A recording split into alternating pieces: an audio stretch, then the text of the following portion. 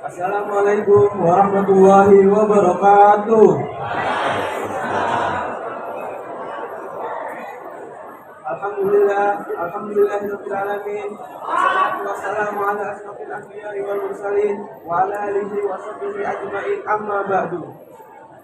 Segala puji bagi Allah yang telah memberikan kita nikmat iman, nikmat Islam, dan nikmat sehat walafiat, sehingga pada pagi hari ini kita dapat berkumpul di lapangan yang insya Allah diberkahi ini. Pada pagi hari ini saya akan membawakan kultum yang bertemakan ilmu yang bermanfaat. Hadirin sekalian yang bahagia, ilmu mempunyai peran penting dalam berjalan hidup ini. Karena dengan ilmu yang dimilikinya, seseorang akan mampu membedakan mana yang hak dan batil. Dengan ilmu seseorang akan lebih mantap dalam menjalankan ibadah kepada Allah Subhanahu wa taala. Karena tahu dasarnya dan tahu tujuan sebenarnya. Namun sebaliknya bagi orang yang buta akan ilmu pengetahuan agama, maka segala yang dikerjakan tidak akan tahu dasar dan tujuan sebenarnya.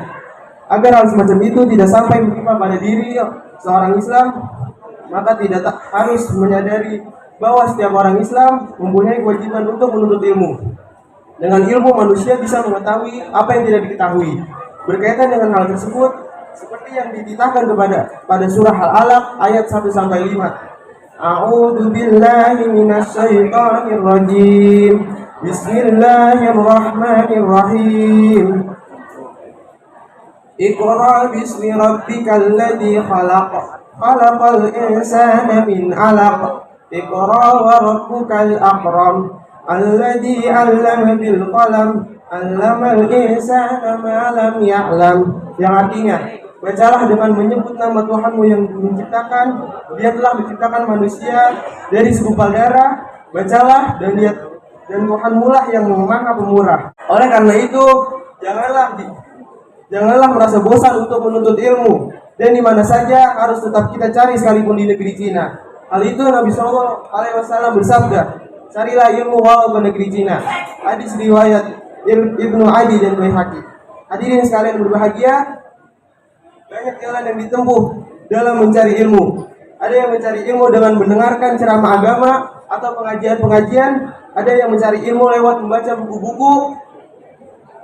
Dan ada pula yang mencari ilmu lewat sekolahan. Dan masih banyak lagi narasumber ilmu pengetahuan. Tetapi perlu diingat dan diketahui bahwasannya mencari ilmu yang paling dominan adalah mulai anak-anak masih usai sekolah. Karena dengan kesempatan yang bagus, maka anak-anak seusia dini masih mempunyai daya tangkap yang kuat. Sehingga ilmu yang diperolehnya benar-benar sebagai bahan modal dalam kehidupan hari-hari yang akan datang. Ilmu pengetahuan yang sudah diterima anak-anak mulai dini dengan cara yang serius, maka akan membekas dan teringat terus sampai akhir hayatnya. Begitu pentingnya menuntut ilmu mulai dini, berarti dia benar-benar bisa meraih kesempatan emas. Karena dengan dibekali ilmu pengetahuan, maka bisa menunjang sepenuhnya kehidupan sekarang dan hari esok yang di akhirat kelak. Hadirin sekalian yang berbahagia, untuk itu belajar di waktu kecil bagaikan mengukir di atas batu. Begitu sulitnya seseorang mengukir batu, tapi bila sudah nampak terukir, maka bertahun-tahun masih saja membekas dan tidak akan hilang. Demikian juga sang anak yang masih kecil, bila sudah masuk ke dalam pikirannya ilmu pengetahuan, maka sulit sekali melupakan, bahkan masih teringat sampai akhir hayatnya. Akan tetapi belajar di waktu dewasa bagaikan mengukir di atas air. Kita tahu bahwa mengukir di atas air begitu mudahnya, akan tetapi tidak ada bekasnya. Begitu pula bila belajar di waktu dewasa, maka dia sangat mudah untuk mengingat, menerima suatu ilmu, tetapi mudah pula melupakannya. Hadirin sekalian yang berbahagia, kita harus merasa terugah dalam hati kita masing-masing, sehingga belajar tidak merasa bosan dalam keadaan bagaimanapun, tidak mengenai waktu ataupun tempat-tempatnya. Kita harus bersemangat dalam menuntut ilmu dengan sekuat kita, agar yang kita cita-citakan bisa tercapai sebagaimana yang kita harapkan. Hadirin sekalian yang berbahagia, setelah kita mencari ilmu dengan sungguh-sungguh, maka janganlah lupa untuk diamalkannya. Orang berilmu berkewajiban mengamalkan, jangan sampai ilmu yang dimilikinya kemudian disembunyikan. Bila seseorang mencari ilmu kemudian disembunyikan, maka zaman Allah yang akan diterima. Hal itu Nabi Shallallahu Alaihi Wasallam bersabda, barang siapa yang ditanya tentang suatu ilmu kemudian ia menyembunyikannya, maka Allah akan mengekangnya besok pada hari kiamat dengan kekangan dari neraka. Hadis riwayat Ahmad. Agar kita tidak termasuk orang yang diancam oleh Allah, maka langkah yang terbaik bagi kita adalah dengan mengamalkannya ilmu yang telah didapat. Demikianlah uraian singkat yang dapat saya sampaikan. Dengan penuh harapan, mudah-mudahan kita termasuk hamba yang mempunyai ilmu agama, kemudian mau mengamalkan dalam kehidupan sehari-hari agar bahagia dunia akhirat benar-benar bisa terwujud. Amin, amin ya rabbal alamin. Wassalamualaikum warahmatullahi wabarakatuh. Waalaikumsalam.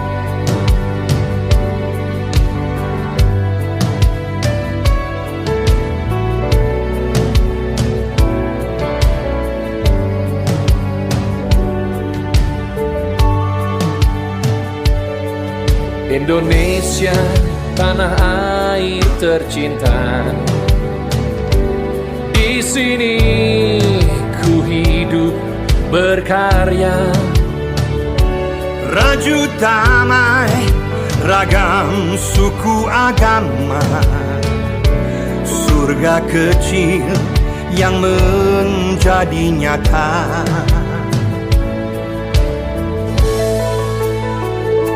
Pesona indah alam Nusantara, anugerah Tuhan Sang Pencipta.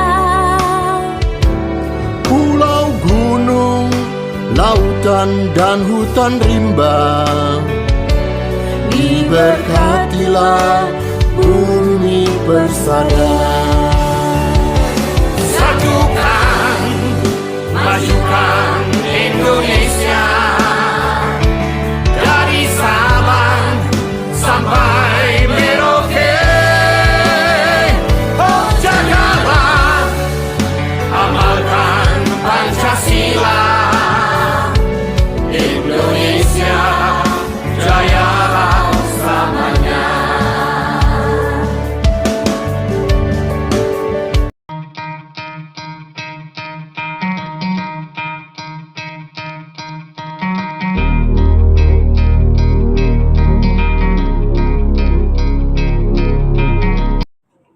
Warahmatullahi wabarakatuh.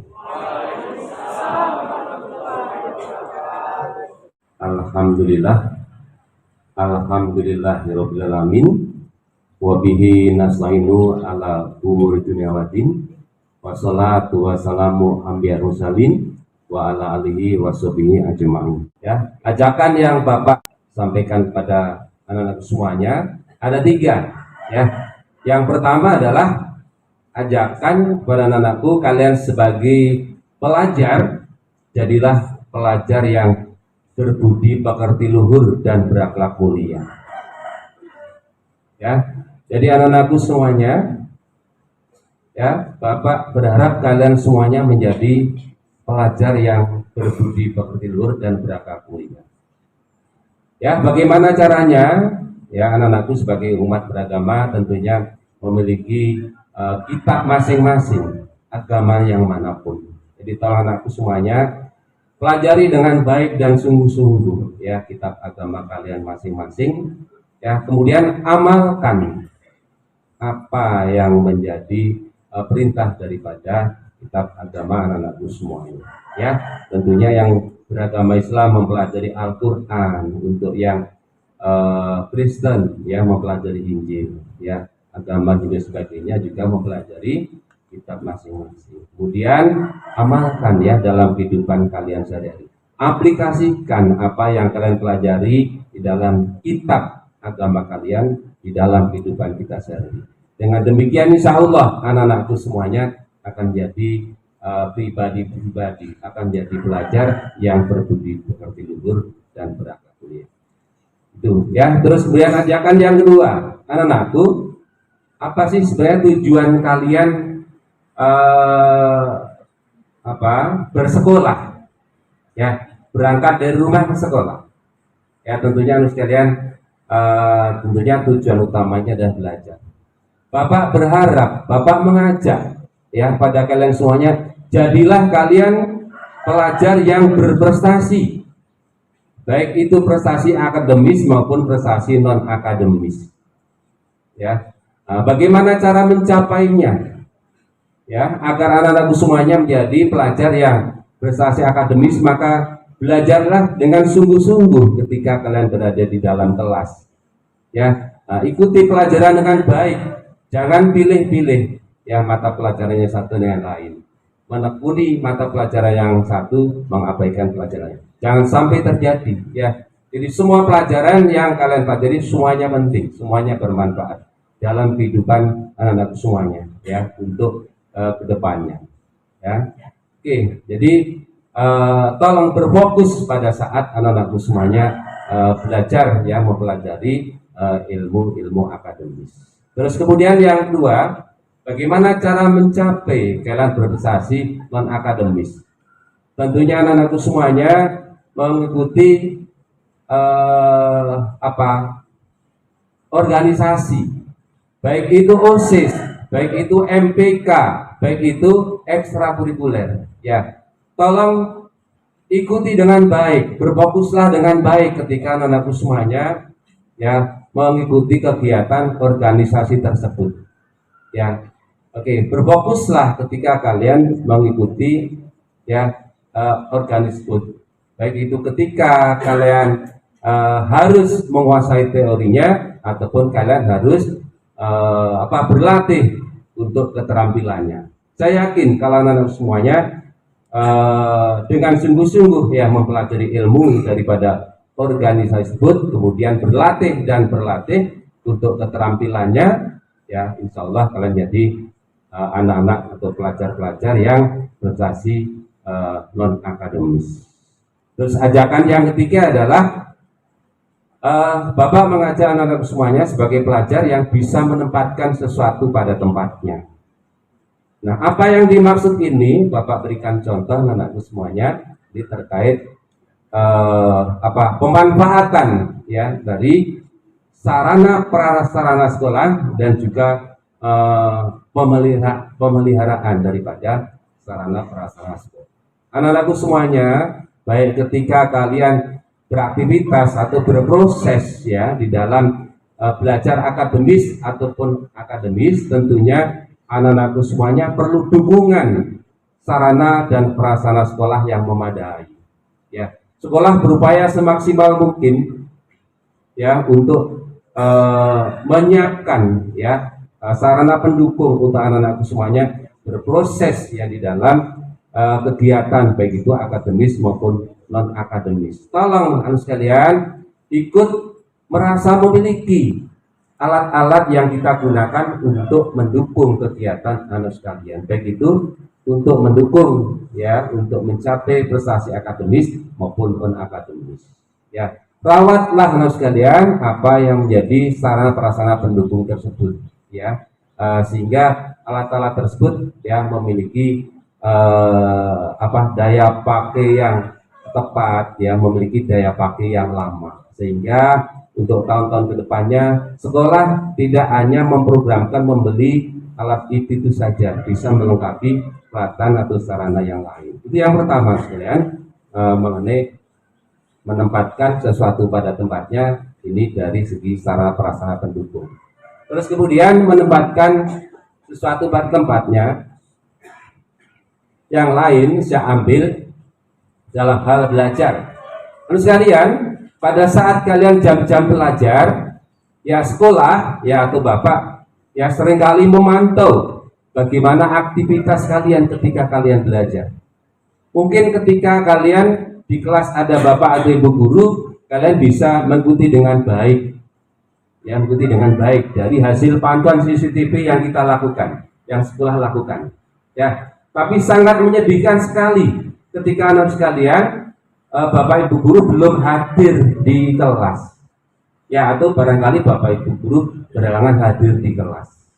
Ya, terpantau dari CCTV banyak di antara kalian ketika jam-jam belajar yang kebetulan Bapak Ibu guru berhalangan hadir di kelas, kalian banyak yang tidak melaksanakan tugas kewajiban kalian sebagai pelajar yang baik. Ya, apa yang kalian lakukan? Ternyata banyak di antara kalian duduk-duduk di lantai, baik itu ngobrol ataupun main HP. Itu bukan semestinya sebagai pelajar yang baik. Ya, SMA Negeri 6 Bekasi tidak mengharapkan siswa seperti itu. Ya, jadi tolong sekalian, mandirilah kalian di dalam belajar. Ya, tujuan utama kalian dari rumah ke sekolah adalah belajar.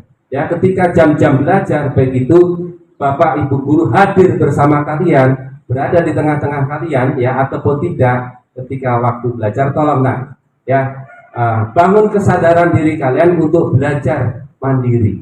Ya, ya, Bapak berharap nanti di pantauan sini tidak ada lagi ketika waktu belajar kalian duduk-duduk di lantai. Duduklah di kursi, ya, yang sudah disiapkan. Ya, bukan berarti belajar tidak bisa sambil duduk-duduk, ya. Jadi ketika kalian mengikuti Smartren Ramadan, Pak, kita kan bisa duduk. Itu memang disetting seperti itu, tapi untuk pembelajaran KBM harian tidaklah seperti itu, ya, tidak di lantai, ya, tapi duduk di kursi dengan baik, ya. Pelajarilah dengan baik apa yang harusnya kalian pelajari pada saat jam itu. Gitu sekalian, ya. Oke, terus kemudian yang berikutnya, menempatkan sesuatu pada tempatnya yang berikutnya adalah terkait dengan seragam sekolah atau kedisiplinan di dalam mengenakan pakaian sekolah. Ya, terus sekalian, sangat menyedihkan sekali kalau kalian siswa SMA 6 Bekasi masih seringkali tertangkap, ya, oleh adanya sidak yang dilakukan oleh OSIS, oleh Bapak Ibu kesiswaan, oleh Bapak Ibu piket, oleh Bapak Ibu guru yang mengajar di kelas. Itu saja barangkali yang perlu Bapak sampaikan untuk pagi hari ini. Mudah-mudahan apa yang Bapak sampaikan bermanfaat bagi anak itu semuanya. Terima kasih atas perhatiannya. Wabillahi taufik wal hidayah. Wassalamualaikum warahmatullahi wabarakatuh.